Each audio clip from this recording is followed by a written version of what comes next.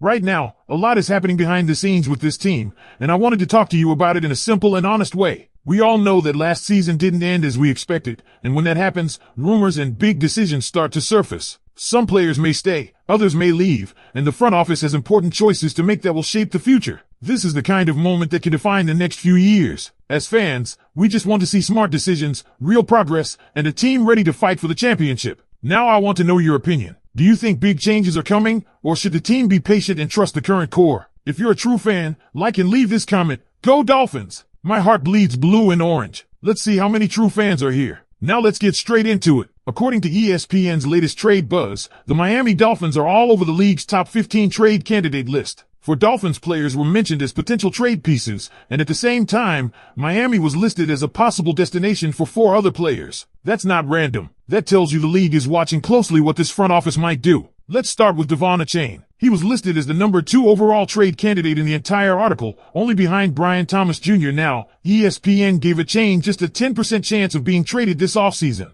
And honestly, that number makes sense. From everything we're hearing, Miami is far more likely to extend Achane than move him. He's entering the final year of his deal, and internally he's viewed as one of the core building blocks. John Eric Sullivan even hinted recently that Achane is one of 3 priority extension candidates, along with Jordan Brooks and Aaron Brewer. That's significant. You don't extend players you're planning to ship out. Still, teams are calling. ESPN linked the Kansas City Chiefs, Houston Texans, and Minnesota Vikings as potential destinations. Think about that for a second. Contenders looking for explosive playmakers. Achane's speed changes games. If a team were to offer a first-round pick, would Miami at least think about it? Probably. But based on what we know, it would take something massive to even start the conversation. Then there's Jaylen Waddle. He was ranked 3rd among trade candidates, also with just a 10% chance of being dealt. And let me be clear, the league values Waddle tremendously. At last year's trade deadline, the Dolphins turned down a 1st-round and 3rd-round pick from the Buffalo Bills. Yes, a division rival, but still, that tells you everything about how highly he's regarded. ESPN mentioned teams like the Pittsburgh Steelers, Kansas City Chiefs, Las Vegas Raiders, and Baltimore Ravens as possible suitors. Realistically, half the league would call if Waddle were available. But the asking price? Likely a 1st and a 2nd, or even 2 first-round picks. That's elite receiver territory. Now let's shift to the name that truly feels different, Minkah Fitzpatrick. ESPN gave him a 65% chance of being traded. That's not speculation. That's real smoke. His cap hit is around $18 million,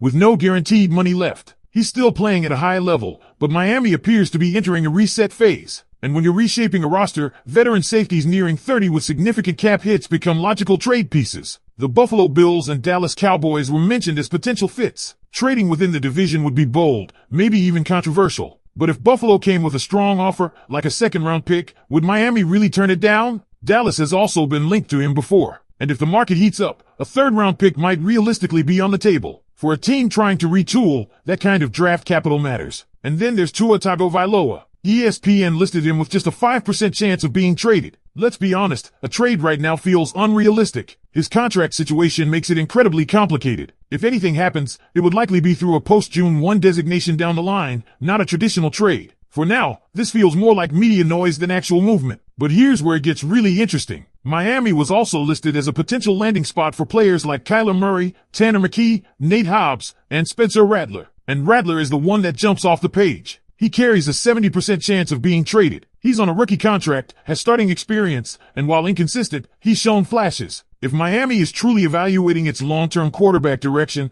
could they consider bringing in someone like Rattler to compete? He'd be inexpensive, under contract through 2027, and still developing. But what would the price be? A 5th-round pick? A 4th? That's the balancing act Sullivan has to calculate carefully. Because every trade isn't just about talent. It's about value. Is Spencer Rattler better than the quarterback you could draft in that same round? Is giving up a mid-round pick worth the developmental upside? These are the chess moves happening right now behind closed doors. And this is where things start to get even more intense. Because when you connect all these dots together, you can clearly see that this offseason is not going to be quiet in Miami. The front office knows exactly where this roster stands. The Dolphins were competitive, yes. They had high-level individual performances, yes. But they did not reach the Super Bowl, and in this league, being close is not the goal. Winning it all is. Let's go back to Minkah Fitzpatrick for a second, because if there's one domino that could fall soon, it's his. His contract structure makes him movable. No guaranteed money left, an $18 million cap hit, and a $15 million base salary. For a team entering what looks like a strategic reset, that's a key detail. If Miami is serious about reshaping the roster and building something sustainable for 2026 and beyond, moving a high-priced veteran safety for draft capital makes sense from a football and financial standpoint. He played well last season. He still has value. And that's exactly why this is the moment you explore the market. Now imagine this scenario. Free agency tampering period opens on March 9th. Teams that miss out on top defensive backs suddenly pivot. Phones start ringing. If Dallas feels pressure,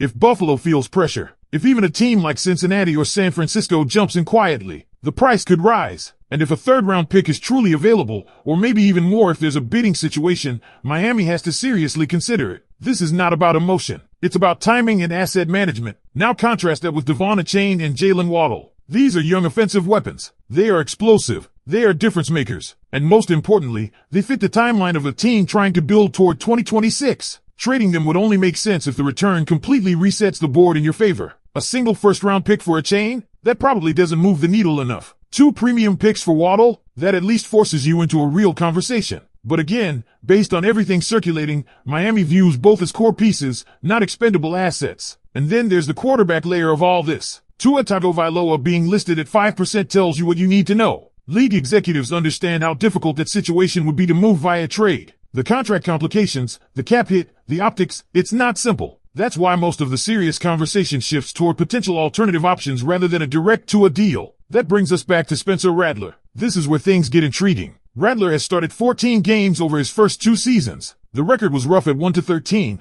but context matters. The Saints were one of the worst teams in football during that stretch. The raw numbers don't jump off the page. He's a smaller quarterback, yes, but he has a strong arm, a quick release, and he has shown flashes of high-level creation ability. The inconsistency is real, but so is the upside. And he's cheap, around $2 million per year on a rookie deal through 2027. If Miami is thinking strategically, they could view him as a low-risk developmental move. The key question becomes value. If he costs a 5th-round pick, is that better than drafting a quarterback in that same range? That's the calculus John Eric Sullivan must analyze carefully, because draft picks are gold during a roster retool. You can't throw them around casually. But if you believe Rattler's starting experience gives him an edge over a rookie prospect available in that round, then maybe it's worth the swing. This is where roster building becomes chess, not checkers. And let's not ignore another important layer here, perception around the league. When ESPN lists 4 Dolphins players as trade candidates and also connects Miami to 4 external names, that signals that executives around the NFL believe this front office is open to movement. They believe Miami is flexible. That flexibility can be dangerous in a good way. It allows you to pivot quickly if the right opportunity presents itself. But it also creates pressure, because fans are watching closely. The locker room is watching. And the decisions made over the next few weeks will tell us exactly what direction this franchise is taking. Is this a quick reload? Is this a deeper rebuild? Or is it a hybrid approach where you move one major piece like Minkah,